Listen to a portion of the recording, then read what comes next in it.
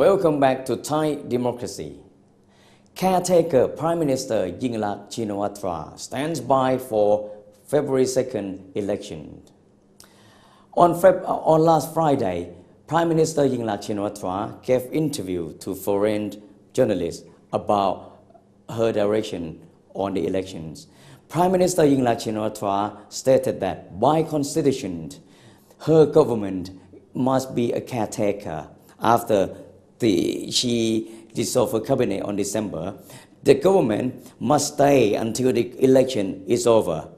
And this is the best solution, despite the ongoing rally by the anti-democracy protesters, who would need to help her organize the election. Now, that would be direct duty by the election commission. By law or by constitution, the election commission must facilitate the government to organize the election. Now, at the moment, what happened is that the EC or Election Commission has some concern about the political instability and the ongoing rally by the protesters.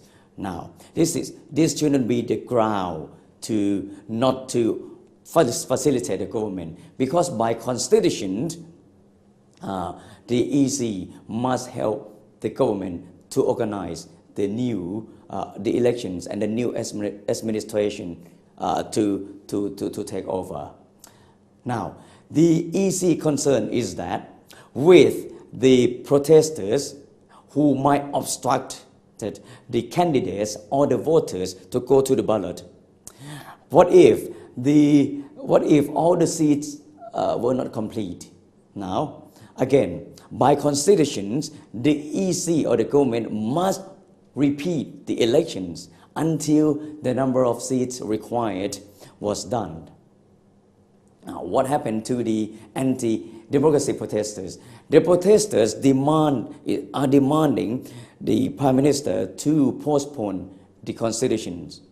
Now, this is at the end of the road of the government. Remember what happened on November and December. First, what has brought the rally, what has brought the protesters was the amnesty bill. The amnesty bill was proposed by the government, and that really has brought all the protesters.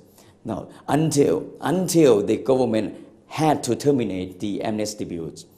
After that, the protesters still rally on, and Mr. Suthep, who is the leader of the protesters, also demanded her to dissolve or terminate the cabinet. Yet, in December, she dissolved her cabinet.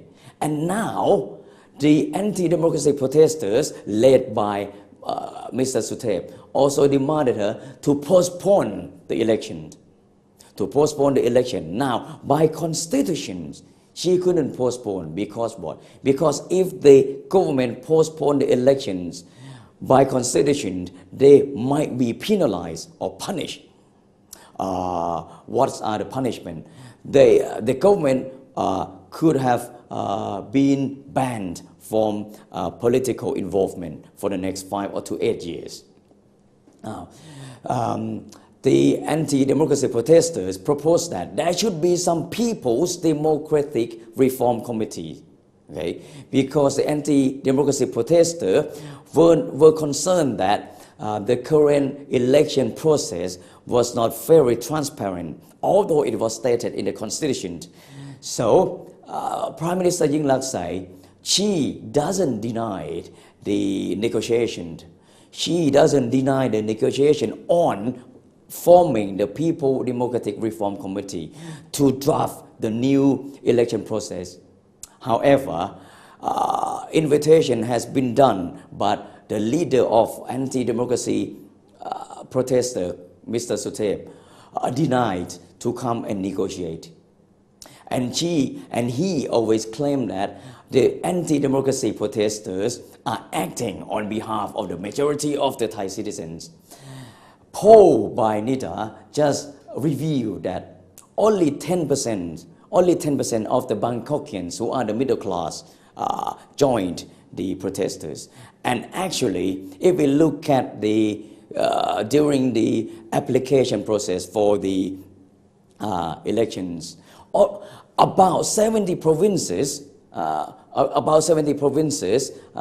were complete for the candidates to apply for the elections, whereas only about 7 provinces were obstructed by the protesters. Now, 70 provinces, that's about 48 million people who have the right to vote.